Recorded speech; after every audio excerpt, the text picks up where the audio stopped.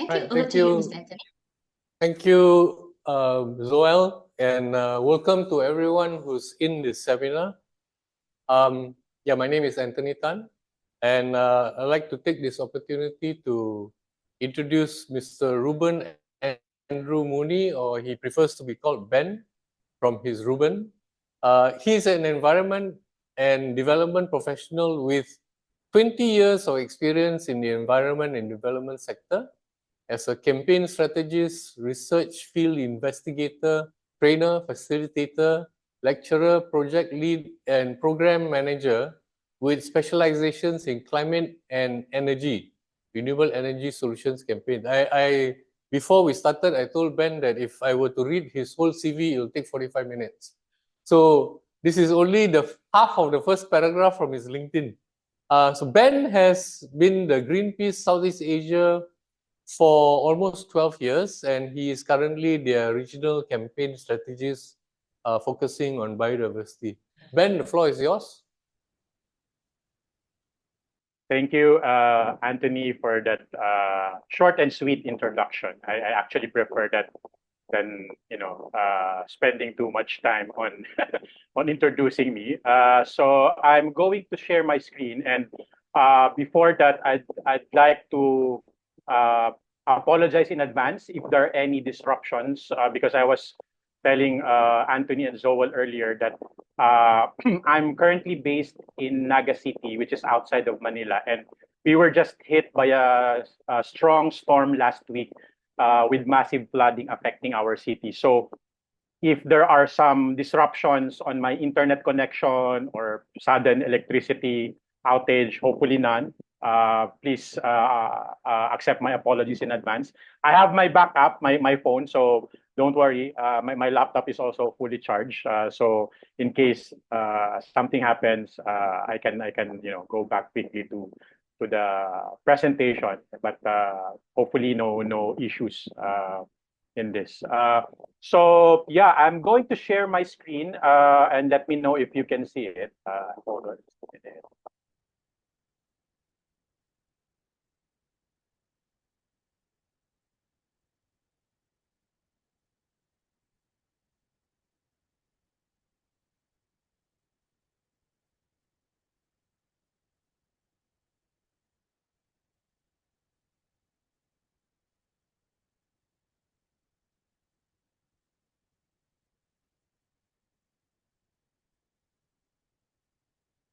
Share button.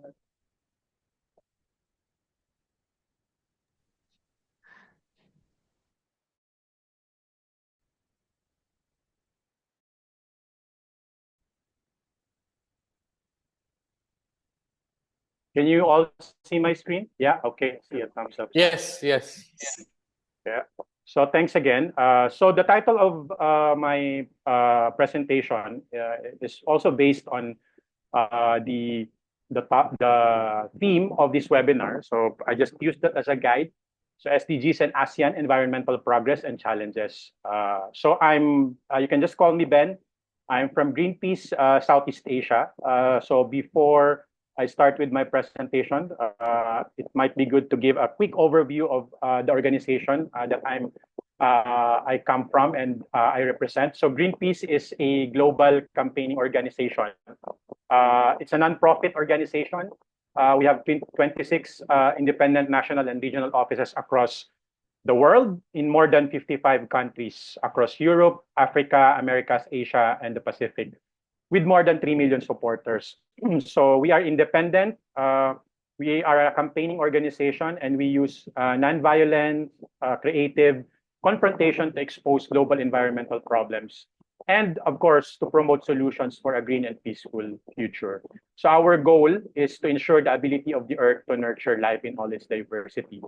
In Southeast Asia, we have, so Greenpeace Southeast Asia, we have 4 offices. Our regional headquarters is based in Bangkok, in Thailand. We have an office here in the Philippines, of course, in Manila. We also have an office in Jakarta, in Indonesia, and our youngest office is in Malaysia, Greenpeace Malaysia. which I was also part of for several years as its program manager. So for the Malaysians in the room, KL was my second home, or is my second home. So I still go there from every now and then. So our office is located in KL in the Brickfields area, in case you're wondering. So yeah, so our core values: bearing witness, non-violence, independence. So by independence, we mean financial independence and also political independence. So for financial independence, we do not accept money from any government or corporations. And by that, we mean any money, not a single centavo. So we get our funding from individual supporters and from foundations that are also vetted to ensure that they are, the right kind of financial supporters for our work. Political independence. So we do not endorse any political party. We're not part of any partisan activities. So that's something to keep in mind. So Greenpeace has no permanent friends or foes. You can say that we only have permanent interests. And then promoting solutions is very important for our work. So let me start my presentation with this slide. So probably all heard the word Anthropocene. So when I was preparing for this presentation, I was looking for a photo of the Anthropocene, and I found this photo. The funny thing is that I found this photo posted on the website of an online casino. So I was wondering, what's the connection between an online casino and the Anthropocene and climate change? But anyway, in this photo, you can see several images. But what exactly is the Anthropocene? So we are in the Anthropocene. You probably heard that. But it's actually an unofficial unit of geologic time used to describe the most recent period in Earth's history when human activity started to have a significant impact on the planet's climate and ecosystems. So scientists still debate whether the Anthropocene is different from the Holocene. And the term has not been formally adopted by the International Union of Geological Sciences, which is the international organization that names and defines epochs.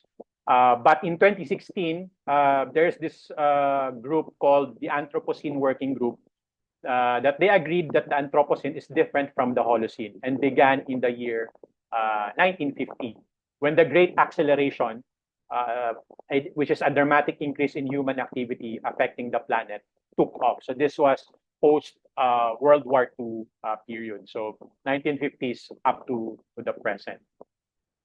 So please keep that in mind, because what I'm trying to do now is to set the context of our webinar today, of our discussions, and perhaps later on you will have your questions as well. We will definitely have time for Q&A.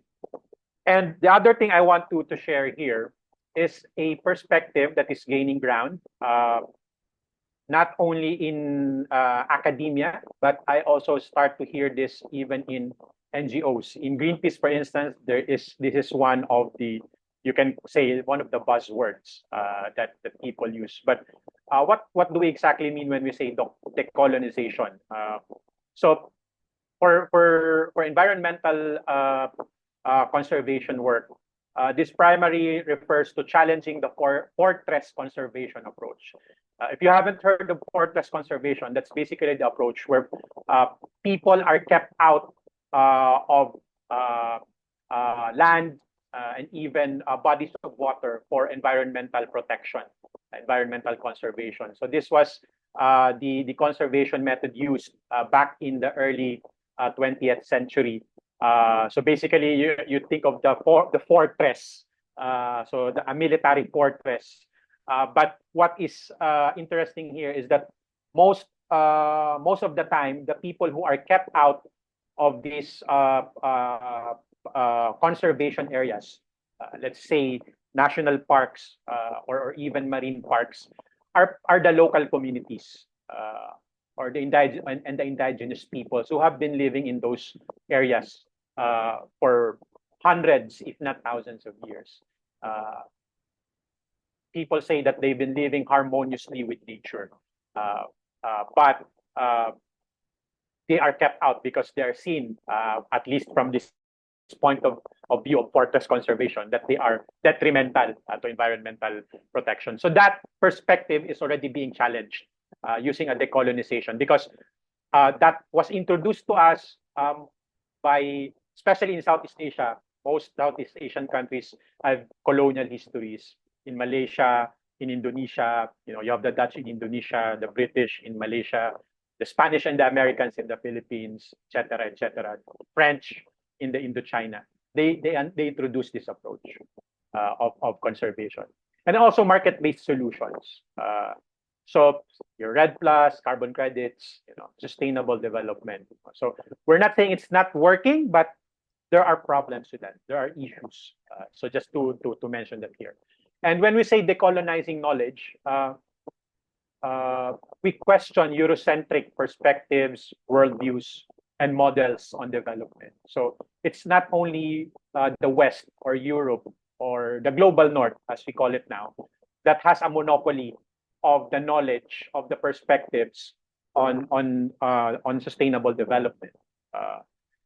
And it's important also to mention here that when we talk about decolonization, we are also democratizing access to science and technology. So whose knowledge gets counted is very important. So it's not just your European scientists or your Western scientists, but it's important to hear the voices of people coming from the ground, from the communities. And hence, I also put there the point of the importance of indigenous peoples and local knowledges and worldviews on environmental conservation and protection, and in development planning.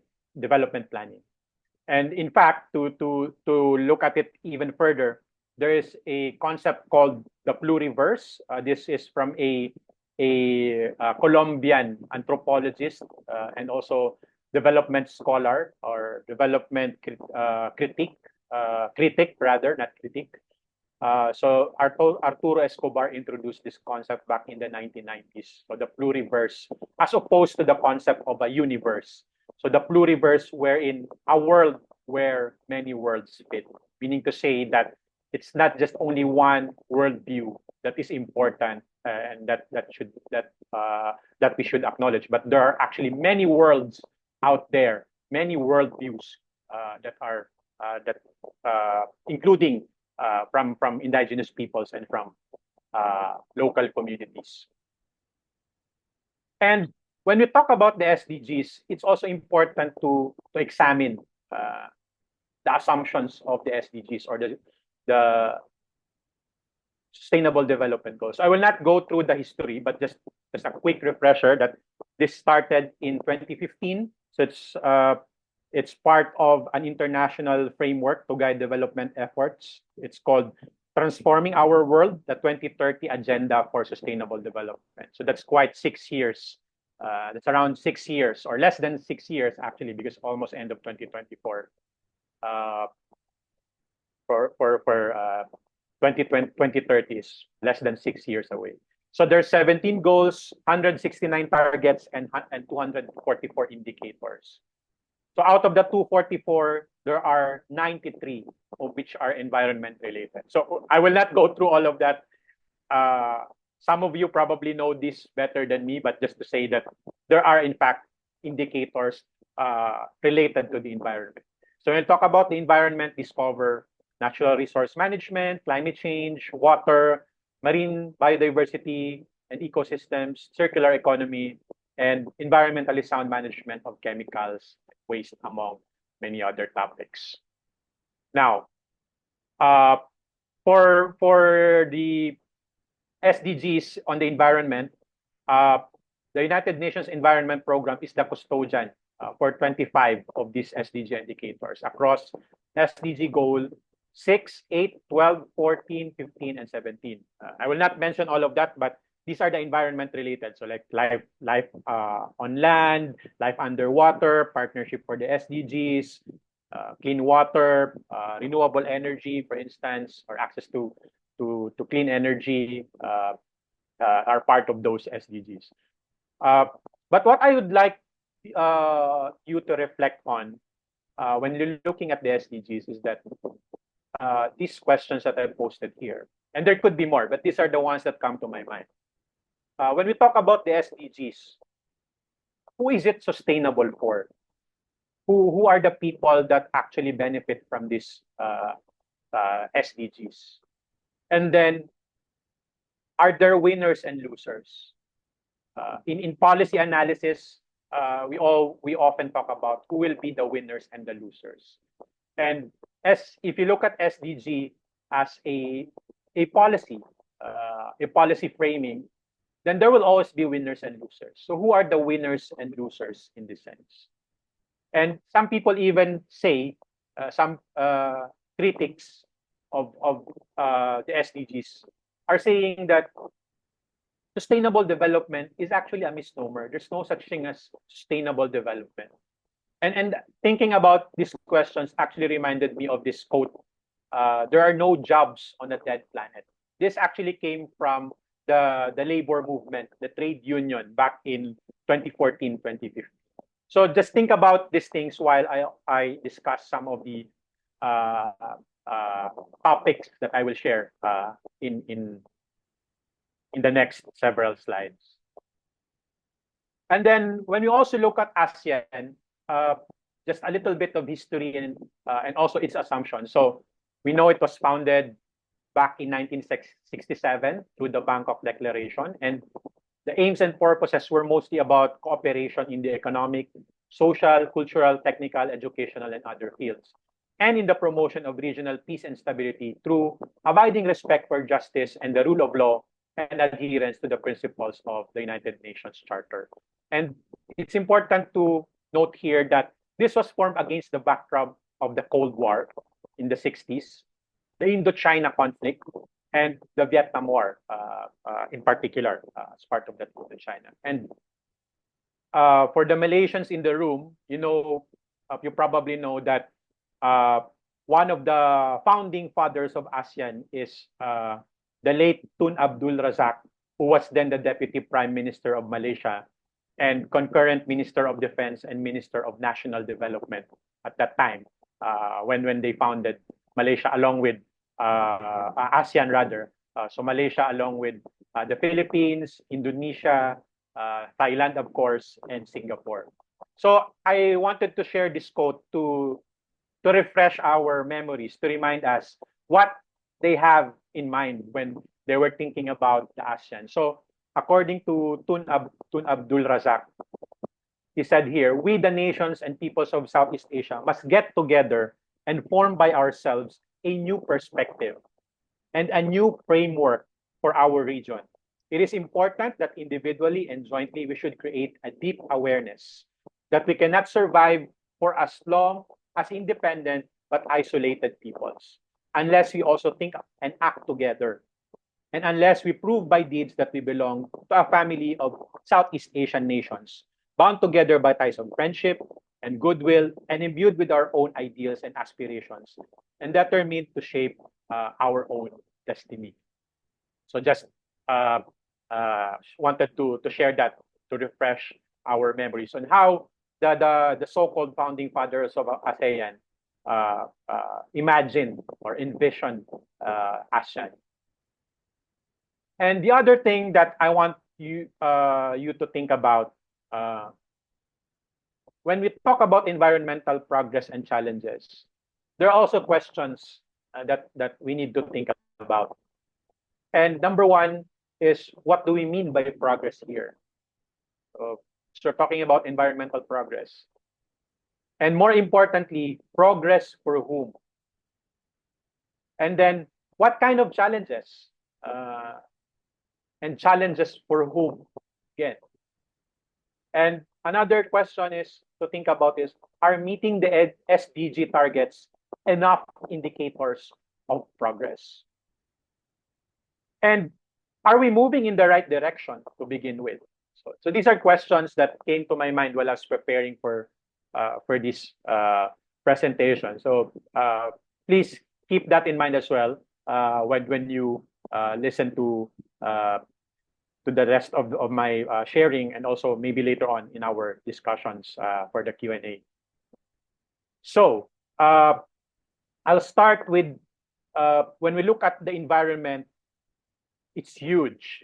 I will not be able to share everything in 45 minutes, even an hour, everything about the environment, even within ASEAN, even within the context of ASEAN. So what I'll try to do here is a broad sweep of the themes, the major environmental themes, and maybe later on in the Q&A we can talk about more in detail. Perhaps also share your own experiences from your own respective work, from your respective communities, from your respective countries. So I'll begin with oceans. So we know that our planet is called the blue planet, and it's called the blue planet for a reason, because 70% of it are oceans and the seas, but only a tiny fraction is currently protected. And oceans are important because it gives us the fish, the seafood that we eat, and it actually has a role in stabilizing the climate. This is something that science has already established.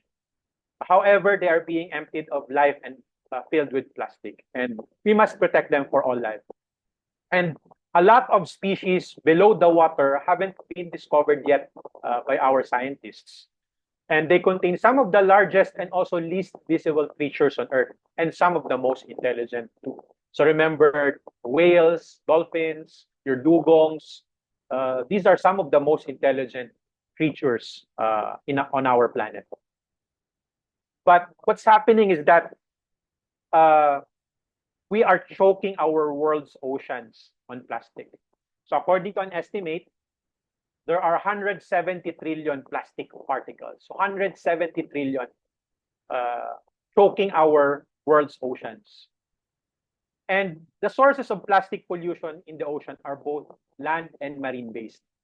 And estimates indicate that between 60 to 80% of ocean pollution actually come from land-based sources, and 20 to 40% from fishing.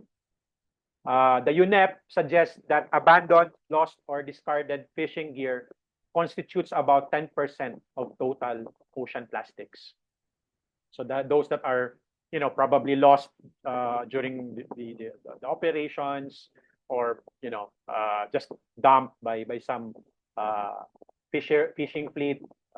So yeah, and also the scourge of single-use plastics. So we need a global plastics treaty to address this at that level. No? It can no longer just be communities doing cleanups or volunteer groups doing cleanups to address the issue. We need a global plastics treaty, and governments and companies need to set strong reduction targets and prioritize alternatives such as refill and reuse systems. And only through a treaty-backed, unified approach can we begin to lessen the burden of plastic waste on countries unequipped to manage it through cutting down on production. So an example of this is Malaysia, for instance. I was in Malaysia when I was based in Malaysia when China closed its doors to importing single-use plastic waste from Europe, from the United States, from Japan. And unfortunately, many of those plastics came to Malaysia and to the rest of Southeast Asia, including Indonesia, Philippines, and Thailand. And these are countries who do not have the capacity, even up to now, but especially at that time, to manage those voluminous plastic waste coming through their ports.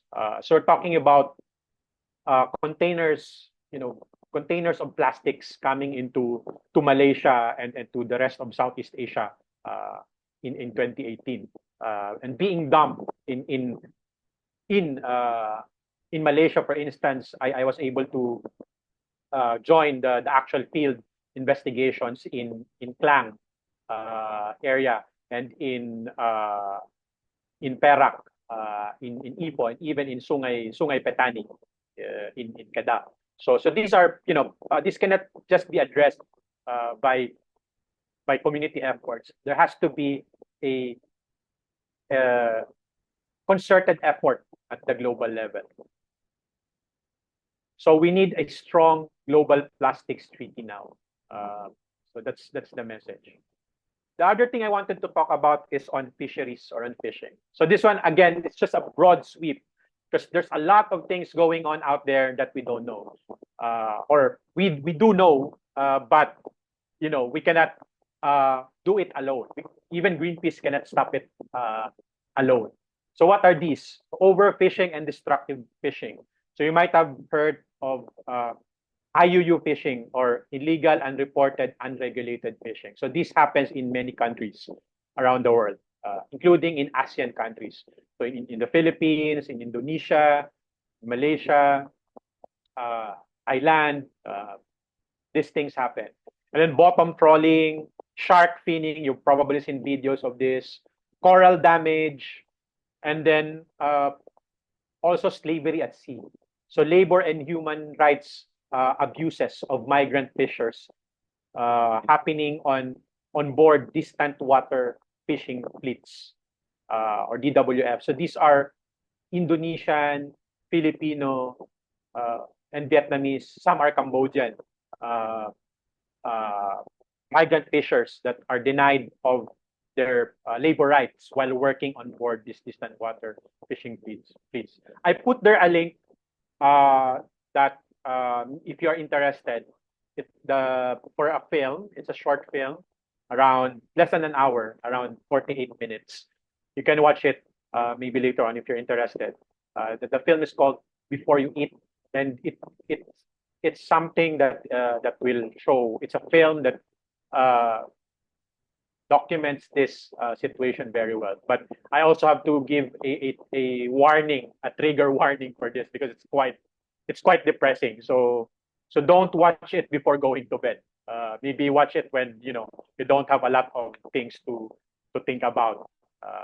So at least you are mentally prepared for this.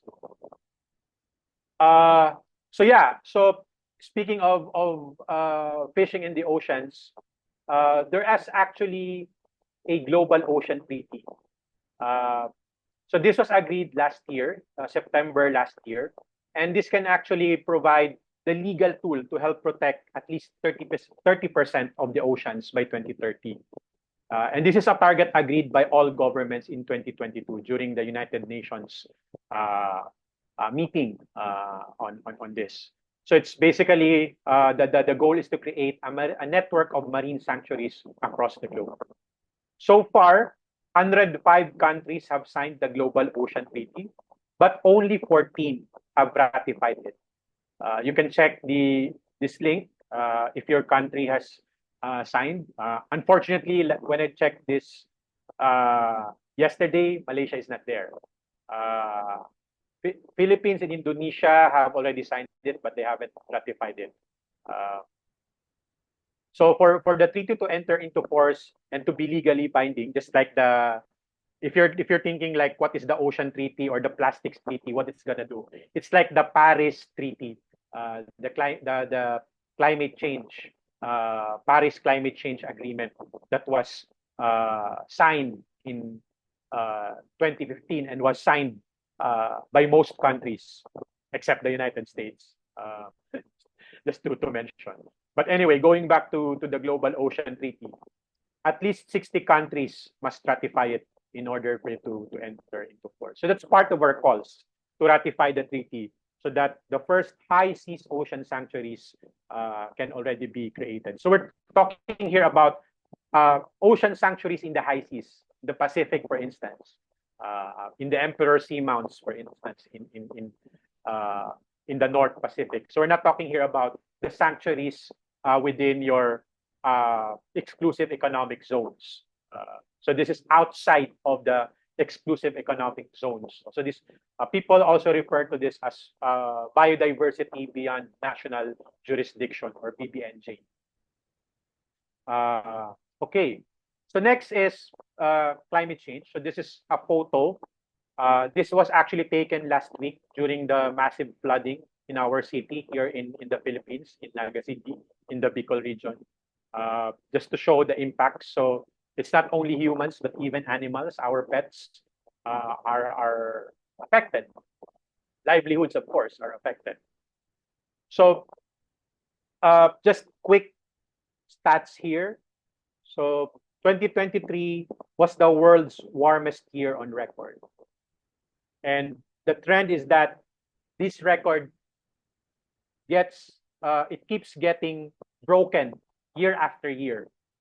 We don't know if 2024, by the end of 2024, scientists will say that 2024 is the world's warmest year. But so far, we know that 2023 is the warmest year on record from 1850 to 2023. At least that was the time that there is a scientific record keeping on the climate, the global climate. And we already know that climate change is caused by greenhouse gas emissions, including carbon dioxide, methane. And a huge part of this, around 60%, comes from the energy sector. So 60%. And for Southeast Asia, although it's not much, but still we contribute to this global energy-related carbon dioxide emissions. So that's only carbon dioxide emissions. We haven't accounted for the other greenhouse gases. So for carbon dioxide emissions alone, 6.5% are attributed to Southeast Asia. So meaning to say, if we include the other greenhouse gases like methane, for instance, that would be more than 6.5%. And how does climate change affect Southeast Asia? So climate change is critically important for Southeast Asia due to the region's high vulnerability to its impacts. So rising sea levels threaten coastal communities, while extreme weather events, like what I mentioned just now about what happened to my city. So according to the initial analysis, this was the worst flooding in our city within the last 100 years. So it's catastrophic flooding, and a lot of lives were lost. We're talking about 8 feet or 8-foot deep floods in some areas of the city. Even second floors of houses were reached by the floods in some areas, and the flood really rose very fast, like in a matter of minutes, not even an hour, like 30 minutes or so.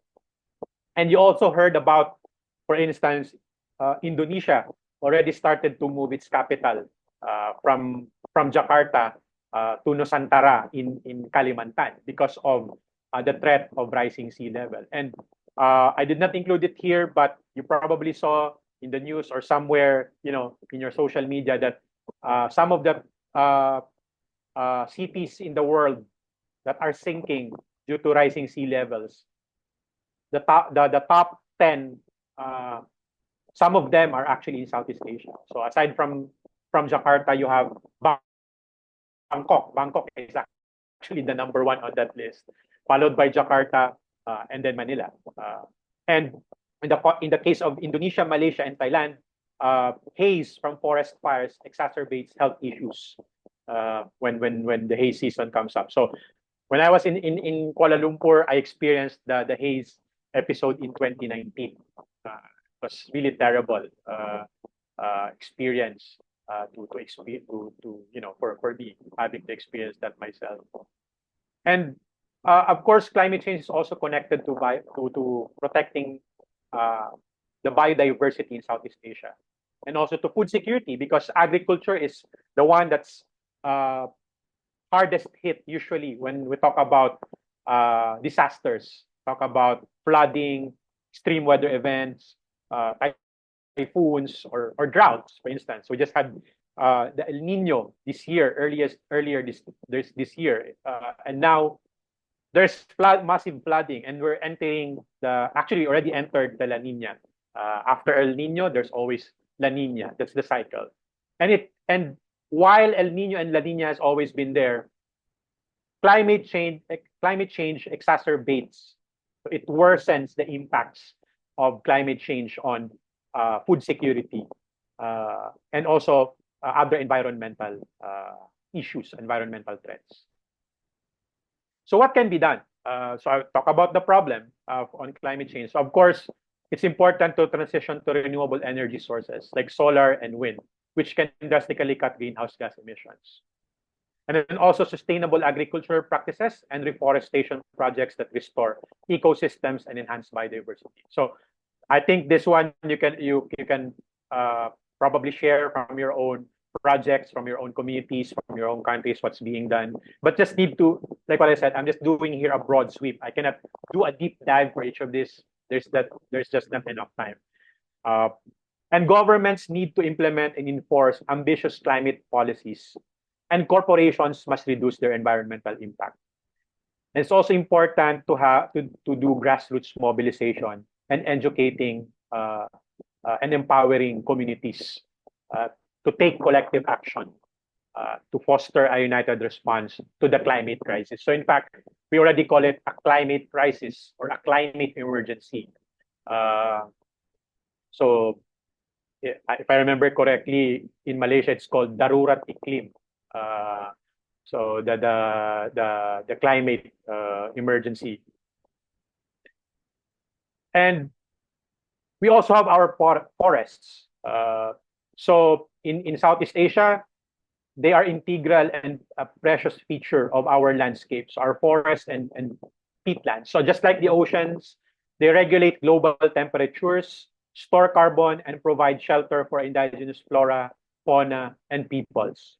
But deforestation is a real and dangerous threat to all our futures. And forest protection is vital because it directly impacts climate stability, biodiversity, and air quality as well, preserving the home and livelihood of millions of people.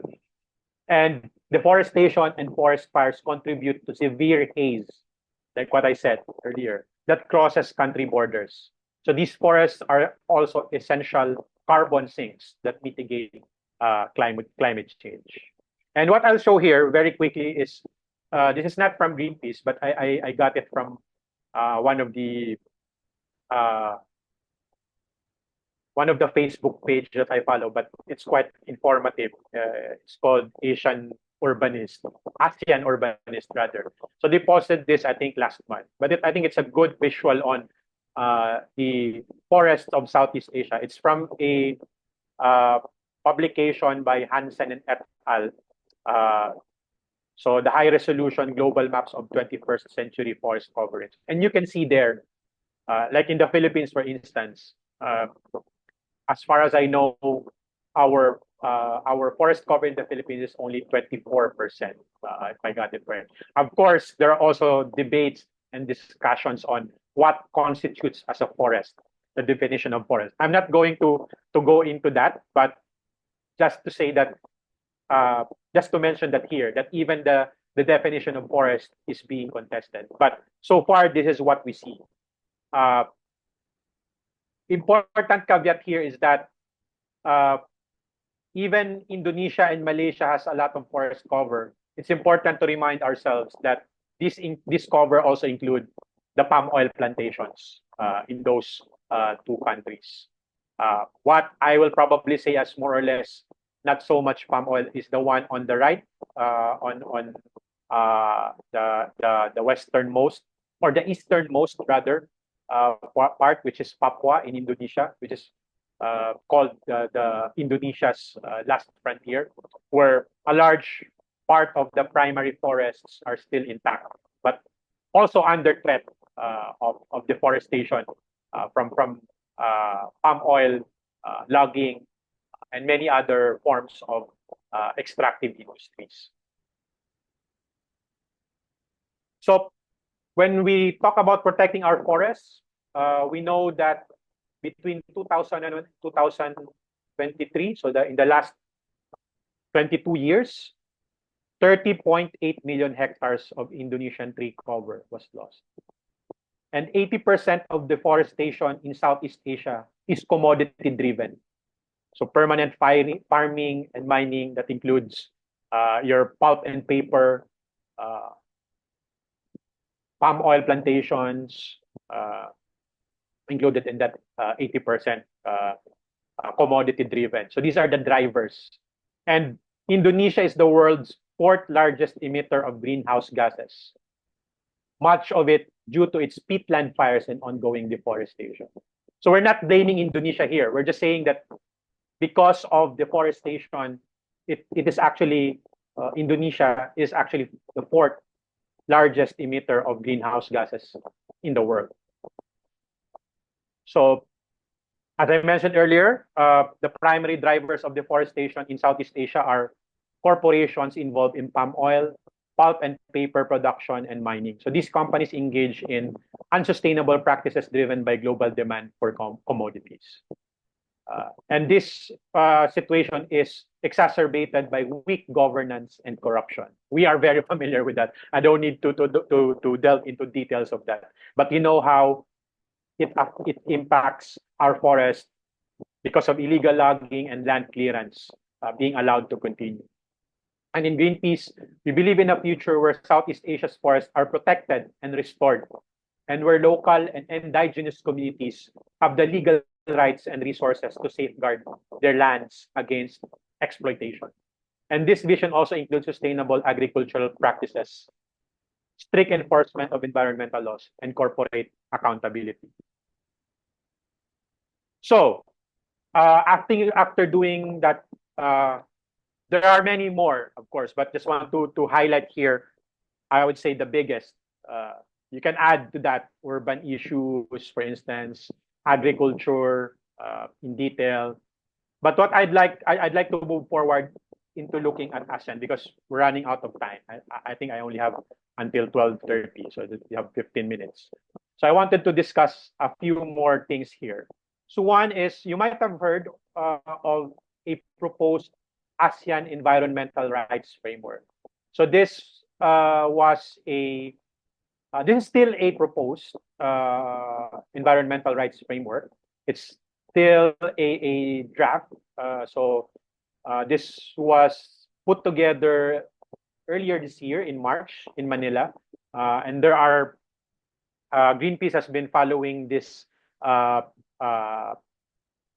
discussions on environmental rights in ASEAN. And maybe just want to bring your attention to here that while the framework was deemed to be below regional and international standards, it contained crucial elements such as the recognition of indigenous people's right to free, prior, and informed consent, or FPIC. Sorry, they're just not supposed to be on there, but free, prior, and informed consent, or FPIC, in public participation matters, particularly for activities that could impact their communities. And also, it included proposals for ASEAN member states' obligation to develop anti-strategic litigation against public participation, or SLAP suits, that serves to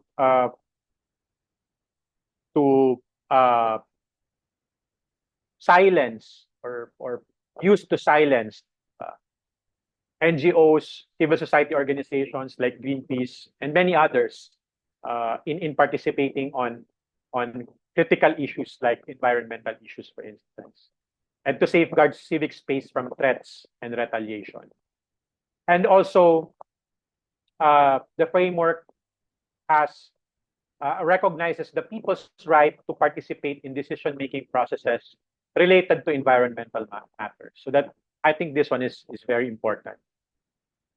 However, after the ASEAN Environmental Rights Working Group's third meeting, the framework was significantly watered down into a 7-page declaration. So you can just Google it, or maybe later on, I can share the slides. You can click on, to have a look at there. And many of the aforementioned substances have either been removed or proposed to be deleted, or are said to be included in the implementation plan instead. So, without the proper recognition of the rights of marginalized and vulnerable communities, and a strong prescription of obligations for ASEAN member states, businesses, and all related parties, the implementation of the declaration would be standard. Thus, Greenpeace and its allies, we call on the ASEAN Intergovernmental Commission for Human Rights to refrain from further weakening the draft. Instead, the ICHR must adopt a stronger declaration, as it would become the basis for any subsequent implementation plans for ASEAN member states and its sectoral bodies. So this is something that still ongoing as we speak, the ASEAN Environmental Rights Framework.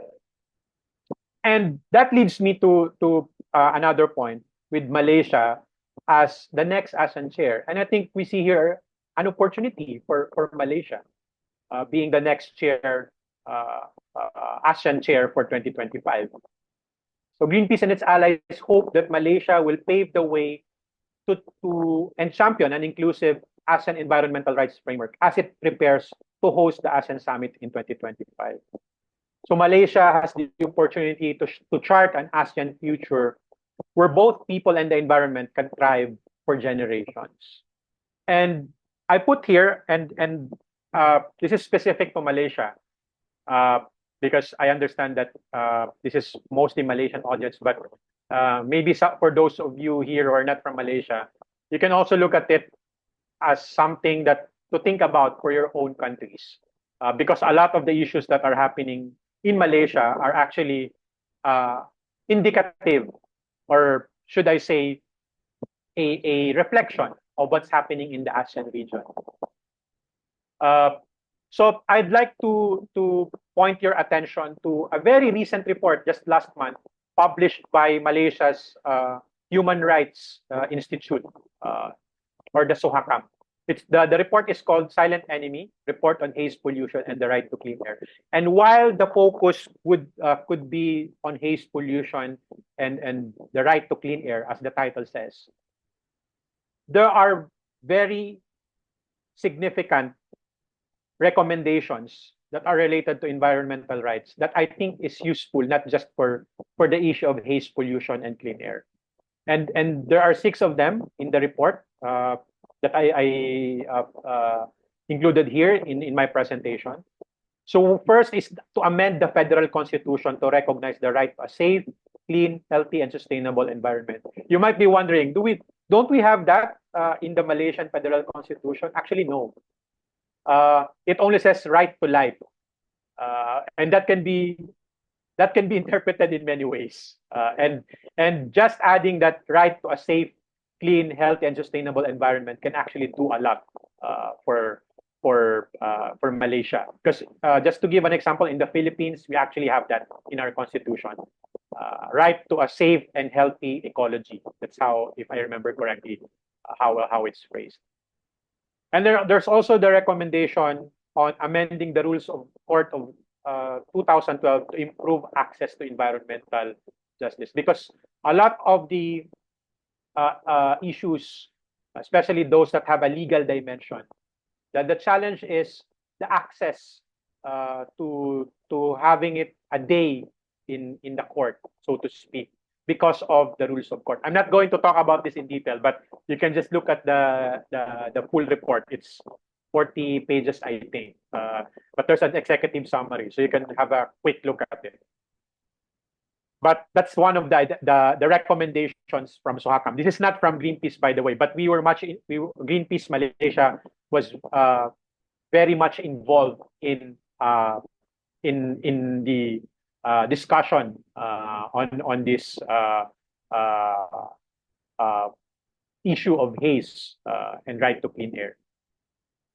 And then the other important recommendation rather is enacting a Clean Air Act for Malaysia. So that is something that's very concrete, but that's needed, but still not there.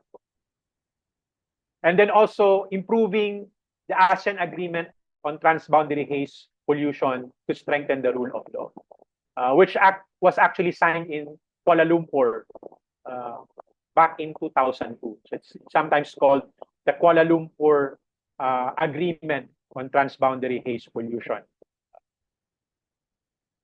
And then accelerate the development of the National Action Plan on Business and Human Rights. So I think this is something that's quite straightforward, and there are discussions around it.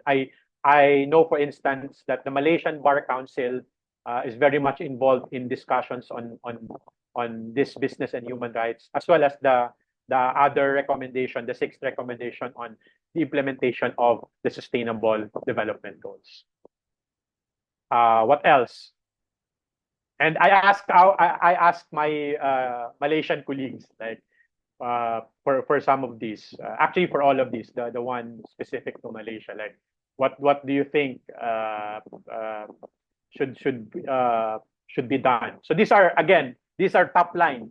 We're not saying that you don't do the whatever you're doing at the community level and all of that, but this is more uh, at the level of policy making for the Malaysian government. So currently, the Malaysian Ministry of Natural Resources and Environmental Sustainability is inviting feedback for the upcoming climate change bill. So the deadline is until the 3rd of November. So you have until Sunday, actually. So there's still time.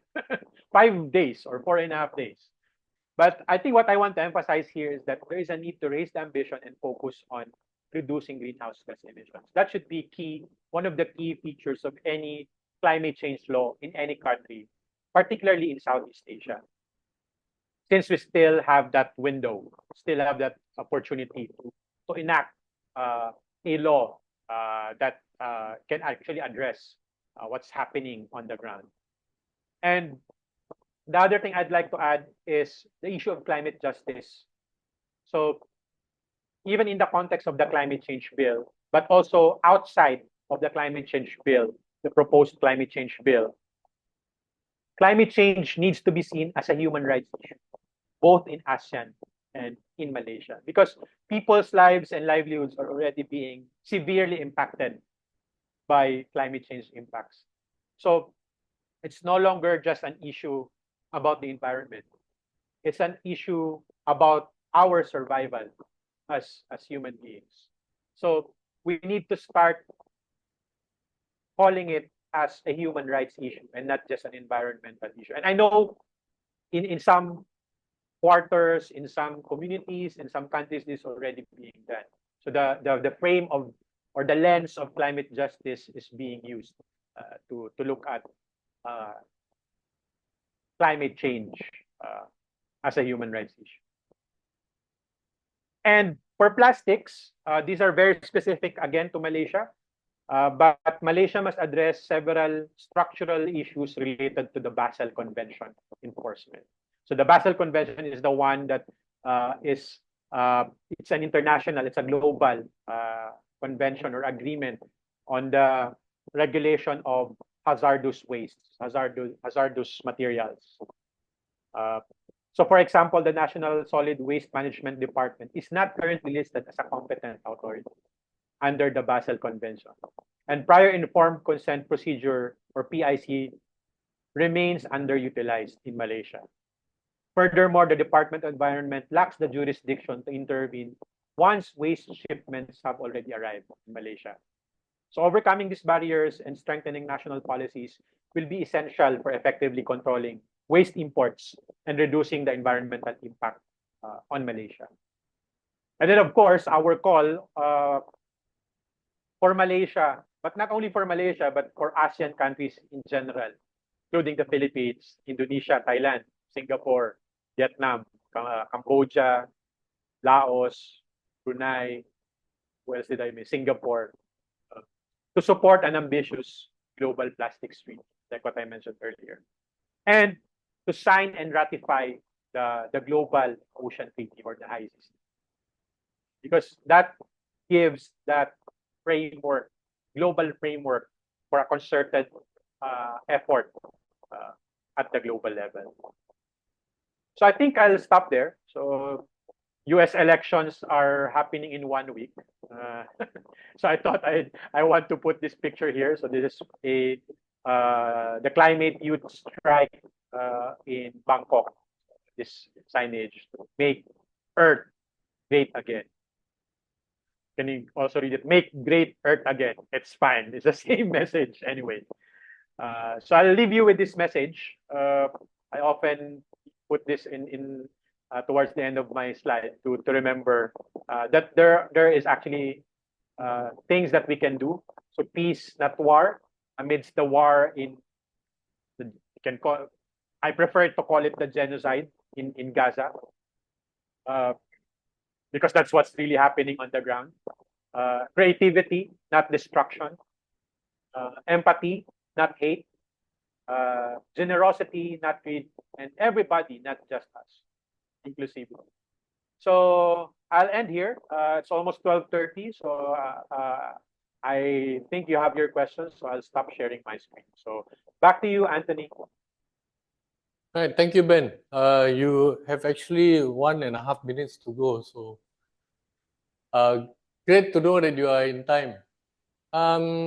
Okay, aside from the request online to share the slides, which I think Zoel will handle that by checking with Ben. There's a question here to Greenpeace. How to transform SDGs focusing in ASEAN in agriculture aspects and as a model development framework with many global policies. So this is regarding agriculture, the SDG focusing in ASEAN with global frameworks. Second question is, first challenge relates to reconciling rising energy needs and the imperative of fostering green grids. So these energy grids, energy demand in Southeast Asia has increased by 3% per year since year 2000, projected to rise by a further 166 to 218 by 2050. In your opinion, based on this data, how to accelerate and encourage green energy implementation through coverage with the social environment impact aspects in ASEAN? Ben, would you like to take these two questions first? Yeah, thanks for that, Anthony. Yeah, I think these are very important questions, and thanks for this to Ms. Nor o Maria. I hope I pronounced your name correctly. Important questions, but also difficult questions, I must say. There is no easy answer to this. So maybe I'll start with the second question because I think this is the easier one. The long and short of it is to increase capacity for renewable energy. In ASEAN, we have some of the biggest renewable energy potentials globally. Indonesia is #1 for geothermal, for instance. #2 is the Philippines, but that is still underutilized in Indonesia. In Philippines, it's a little bit better. Solar, where the sun does not shine? In Southeast Asia. So that's basically a no-brainer. Wind, we have the Philippines and Vietnam as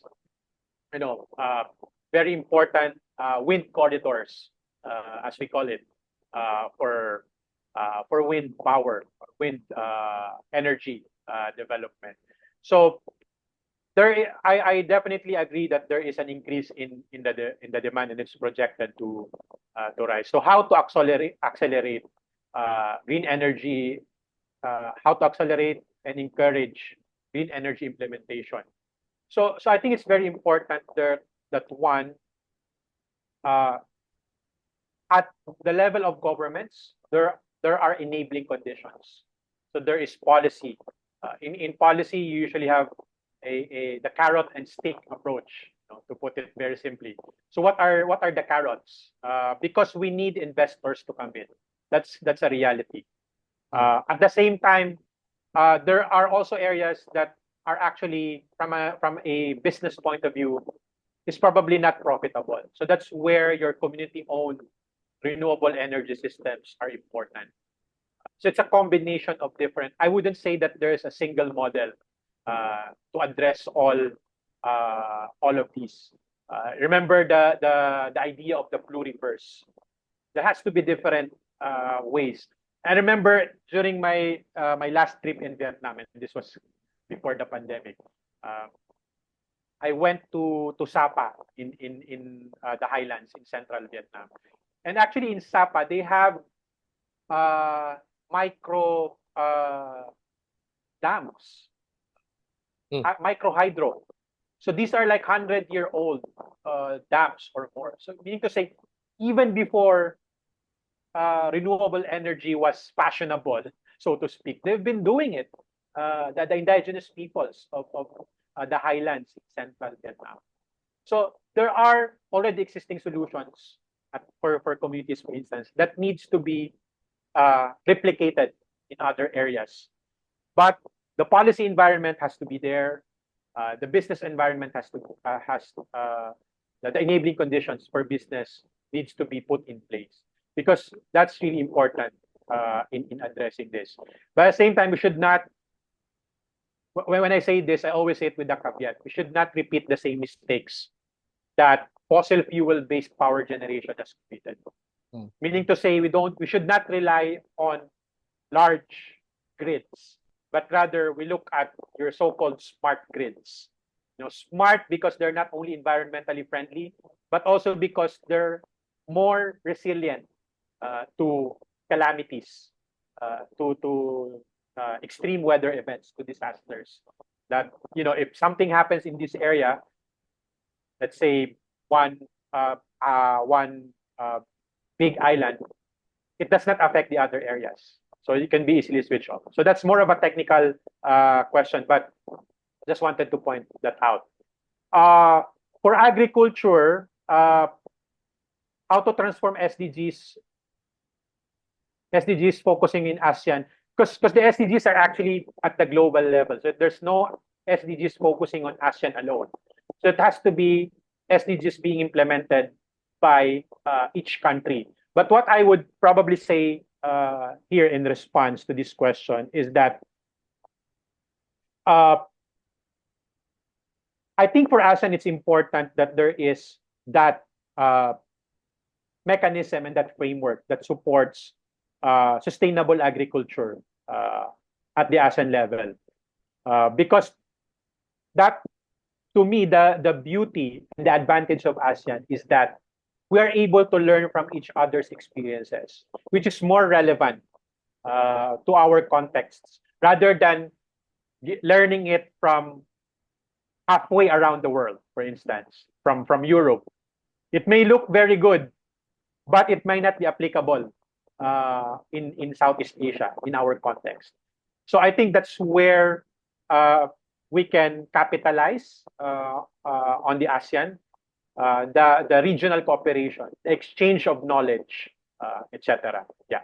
So I hope I answered your question. Okay, Ben, I'm going to combine a couple of questions. One is regarding the to balance, how can we balance the need for food security and conserving marine ecosystems? This is from Citi. The next question is also from Citi. Currently, there's a lot of open burning occurring, especially in rural areas, as it is the easiest way to dispose of waste.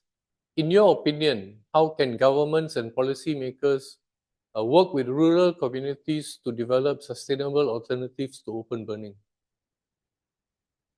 Thank you, Anthony. Yeah, I'll start with the open burning question first. Actually, there are ways to stop open burning. So what's the reason behind open burning? Because there's no proper waste disposal. So in Malaysia, of course, it's not just domestic waste that we're looking at, but we're also looking at agricultural waste. So I think for Malaysia, it's important that you have, again, I will cite the case of the Philippines because this is the one I'm most familiar with. But we actually have a law that prohibits open burning. It's called the Clean Air Act. And in the recommendations of the Suhakam report, that's one of the recommendations.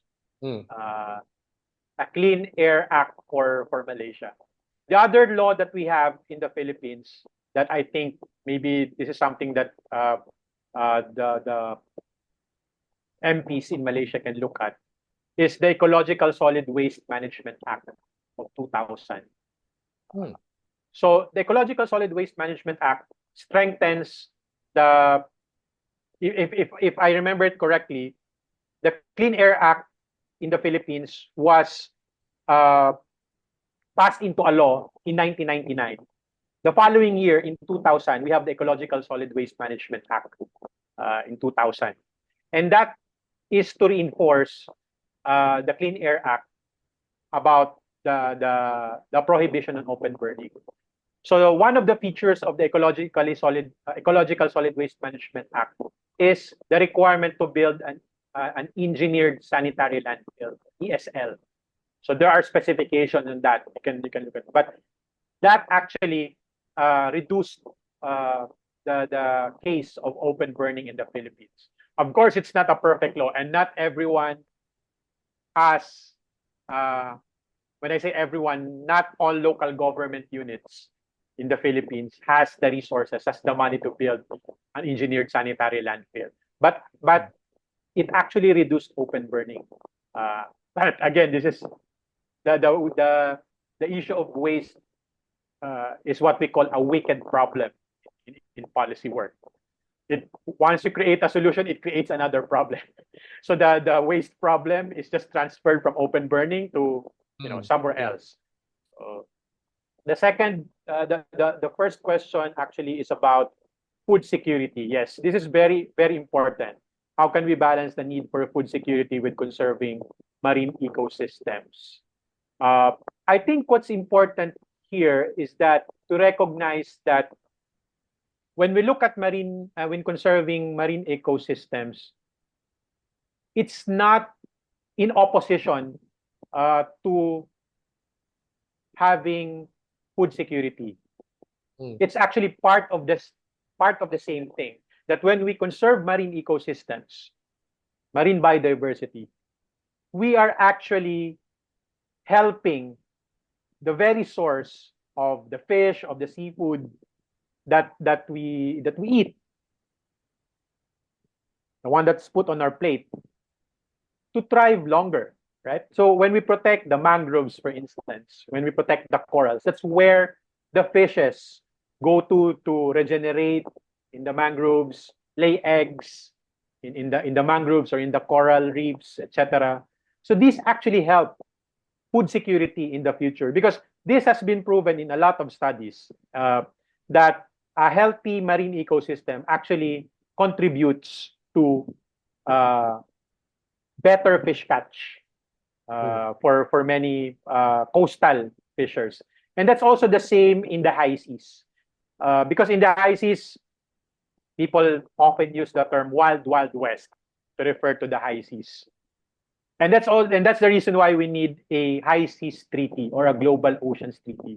Because no one is enforcing, so everybody is just out there to get everything.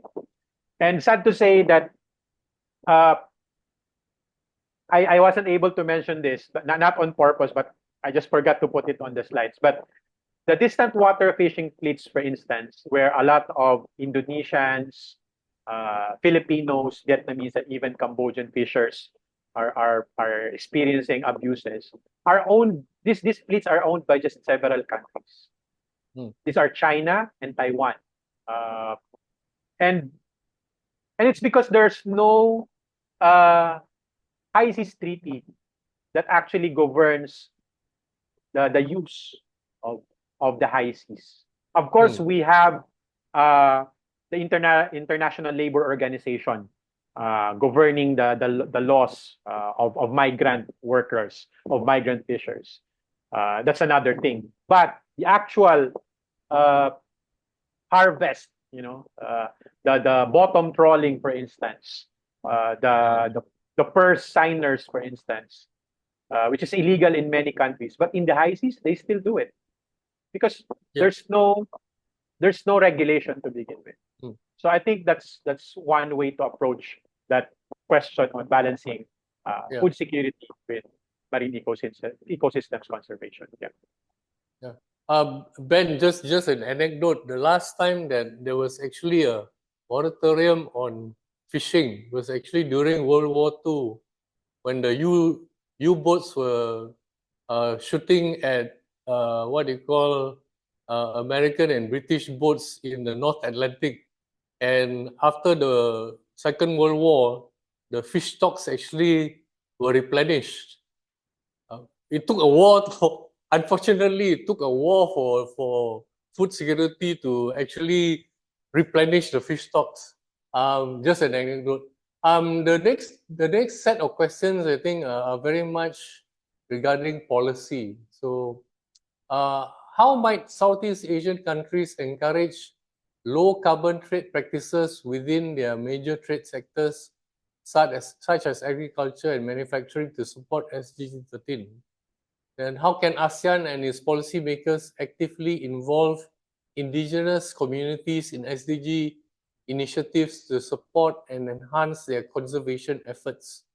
What specific policies, frameworks can be established to ensure indigenous participation and leadership in achieving environmental sustainability goals? So the first question came from Elwa Gloria Justin. The second question comes from Rojika Mahin. And the third question here, which is a bit long, but I'll try and summarize this, comes from Wang Puyi.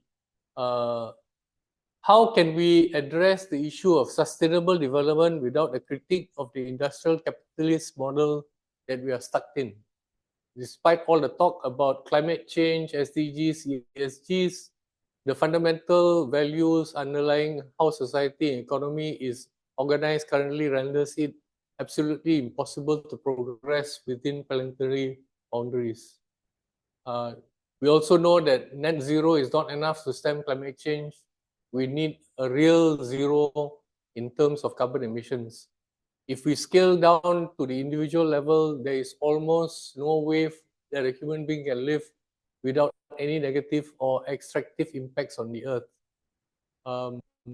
So if we cannot be real zero and cannot be regenerative, does the planet even have a future? Over to you, Ben. Yeah, again, these are very important, but also difficult questions to answer. So I try to weigh in as much as I can. So on the question from Miss Elwa, Gloria Justin, encouraging low carbon trade practices. So I think it's important here again that if we look at low carbon trade practices, these are, you always have to look at it from the point of view of business. What's in it for them? Unfortunately, that's how business works. They need to make profit, right? And I'm saying that we should all just focus on that. But there is actually an approach that this could be addressed. And again, this is where policy is very important. Are there policies at the national level that's already in place that encourage low carbon trade practices? So for instance, again, this is where your carrots come in policy analysis. Are there incentives, for instance? So this needs to be incentivized for these low carbon trade practices. This could be in the form of tax breaks. That's the classic approach. But I think it's important that they see this as an investment, the low carbon trade practices, rather than just an obligation. So if we're able to approach this both as an investment and as an obligation, then I think we have something to begin with, because these are large sectors. Agriculture usually it's risk averse as a sector. It doesn't want to change things easily. The same with manufacturing. Unlike, for instance, IT, information technology, which is more fast paced. So you need to give them that assurance. You need to give them that stability, that shifting to low carbon trade practices will not disrupt their business operations. Of course, those that needs to be changed has to be disrupted. So the question on indigenous peoples, I love this question because I mentioned this in my slide and in my presentation. But I think what's important here at the very beginning is that there is recognition of indigenous peoples' rights. We cannot talk about involving indigenous communities in SDG initiatives or in ASEAN, etc., if at the country level we don't have that recognition. Are there laws, for instance? Again, I will use the Philippines, and not to say that the Philippines is the best, but just because this is the context I'm most familiar with. But in the Philippines, we have an Indigenous Peoples' Rights Act, or IPRA. Again, it's not a perfect law. There are many loopholes to it. But just having that legal recognition gives indigenous peoples the legal standing in any, let's say, in any case or situation that challenges their legal entity, for instance. And this has also been used by NGOs, even by government, to support such initiatives. So when you talk about specific policies and or frameworks that can be established to ensure indigenous participation, that's what I will probably answer. To have the recognition of indigenous peoples at the national level, at in a law that recognizes them as rightful owners and heirs to their ancestral domains, their ancestral lands. Because a lot of these extractive industries happening, mining, quarrying, deforestation, are happening on indigenous people's lands. And if our governments in Southeast Asia do not recognize them, then we cannot even go to the ASEAN level to engage them, because they don't have that recognition. So it's very important. From Puyi. Hi Puyi. I don't know if I'm talking to the same Puyi, but I think we've met before. If this is Puyi from C4. Yeah, this is a very very tough question to ask, to answer rather. But to me, I think that your question about how can we address the issue of sustainable development without a critique of the industrial capitalist model, I don't think that's possible. If we are talking about sustainable development, then there has to be a critique of the industrial capitalist model, because it's the model that brought us here. So how can we expect that the same model will solve the issues? So earlier you might say, oh, I'm contradicting myself because I'm talking about business earlier. But I didn't say, I just said business. I didn't say capitalist, because business can still thrive in other models, right? So to me, the industrial capitalist model that we're in, which caused the Anthropocene, is part of the problem. So that we need to address that head on. And we cannot just rely on individual efforts. We need to fix it at the global level, at the country level, at the national level. I'm looking at the other parts of your question. How is it possible that companies or countries can be regenerative? This is a long conversation. I get what you mean here. If you cannot be real zero and cannot be regenerative, does the planet even have a future? I think we don't have any choice but to be optimistic about the situation. Does it have a future? Future, yes. But what kind of future is for us to create? Remember what I think it was Gandhi who said this, that the future belongs to those who help create it. And I think this is our task. And we owe it to ourselves and to the next generation to do that, including regenerative culture, circular economy, rewilding, for instance, etc. Yeah. Yes. Yeah. Hi, Puyi. Yes, I'm speaking to the same Puyi that I know. Thank you. Back to you, Anthony.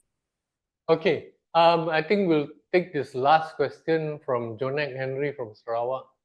I believe improving funding, access to localizing SDG can rapidly empower local community capacity for climate change actions. We have to improve SDG approach in tandem with free, prior, informed consent, FPIC. Comments, please. Yes, totally agree with you, Mr. Jonek Henry. Yes, this is funding access to localizing SDG. It's very important. So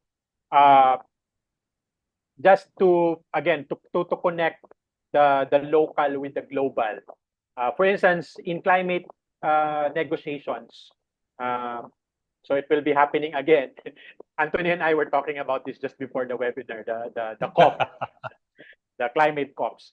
But this year's discussion or negotiations on the climate COP is actually about climate finance. The same is also true. So as we speak today, the Convention on Biological Diversity, Convention on Biological Diversity or CBD, Conference of Parties is happening in Colombia.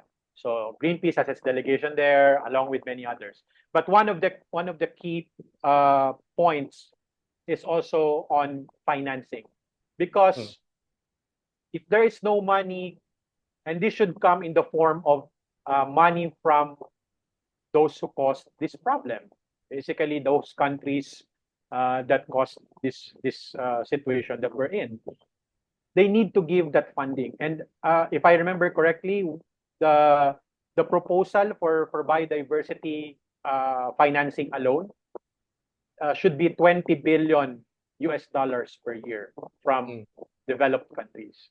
But so far, from that, what I heard, only a few countries, I think Norway and a few other countries, that has committed to, that has actually given money. And it's only like 1 billion or a little more than 1 billion out of the 20 billion funding commitment that's needed from these developed countries. So I think it's important that we get this money from these countries, not in the form of market-based solutions, because that's the thing. Many of these can come in the form of carbon credit projects, biodiversity credits. I know some of you might be, have a different view of it, but the Greenpeace position is this: we don't look at this as the real solutions. The most important is our natural solutions, then protecting and conserving nature, because that one, you don't need to cut down forests or deplete your forests and just pay for biodiversity credits elsewhere. You're actually protecting the forest in the area, in the location where indigenous peoples communities are enjoying the benefits, and they have the rights to that. So yeah, improving SDG approach in tandem with free, prior, and informed consent. That's why my question earlier about the question or the reflection rather on SDGs. Who is it sustainable for? Because it might only be sustainable for some, but not for all, especially indigenous peoples. Yeah. Back to you, Anthony. Yeah, just I think very quick reply to Rukith. If you can see the question, I think it's a yes or no answer. Do you think Greenpeace could help in these areas? Yes. Yeah, thank you for bringing this. Yeah, actually, I remember one of the discussions on this. So Article 8J, yes, this is actually, and I can tell you, especially Greenpeace Southeast Asia. So we have our delegation there. We have 2 people from Indonesia and 1 from Thailand, and also community partners from Thailand as part of the Greenpeace delegation. But specifically for Greenpeace Southeast Asia, this is one of our calls in the CBD COP16. This Article 8J, and especially in reference to UNDRIP, so United Nations Declaration on the Rights of Indigenous Peoples. So yes, this is something that we are very much aware of, and we're trying to have it inserted, because in the current just to give you a bit of an overview, in the current discussions for the CBD COP in Cali, the focus is on the Kunming Montreal Global Biodiversity Framework.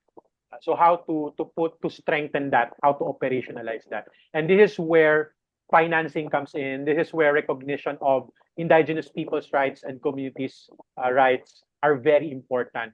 That we should not be, in fact, we should not be asking this money. They should already be giving this to us. But unfortunately, that's the way the world works. But so we still need to ask for that money. But yes, this money should go directly to impacted communities, to indigenous peoples and local communities, especially in Southeast Asia. Yeah. Right. Thank you, Ben. Just a very quick wrap up. I really appreciate what you mentioned about decolonization and to recognize indigenous people and local knowledge. This is something I think many governments don't really emphasize.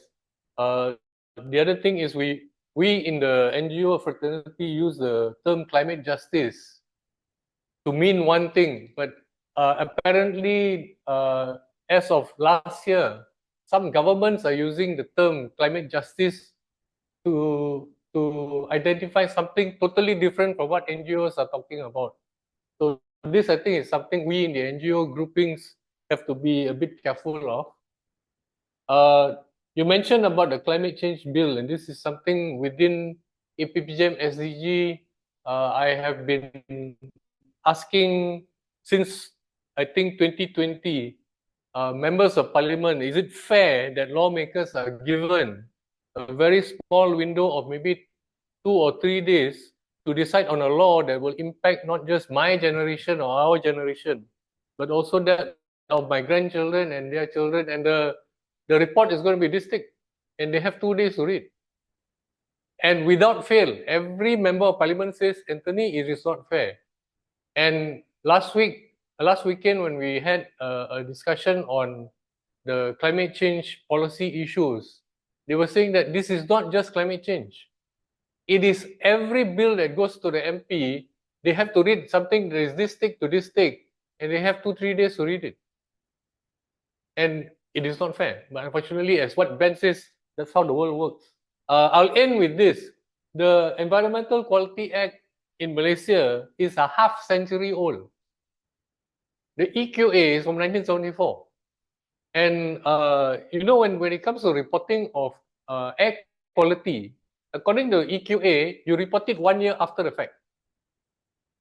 Whereas the current technology actually allows for that information to be sent to Department of Environment on a continuous basis.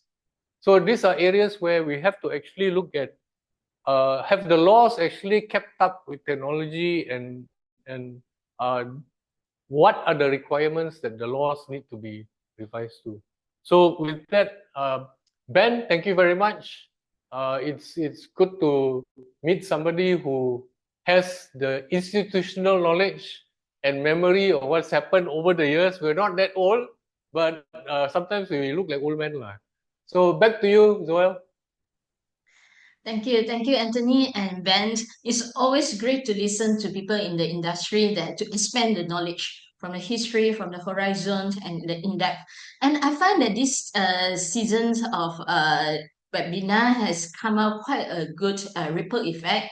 We see people actually jot down the notes and publish the reflection from the webinar and in the media. If you do so, do tag us. So a quick wrap up for today's sessions. So we are going to put this recording online so that people can review it.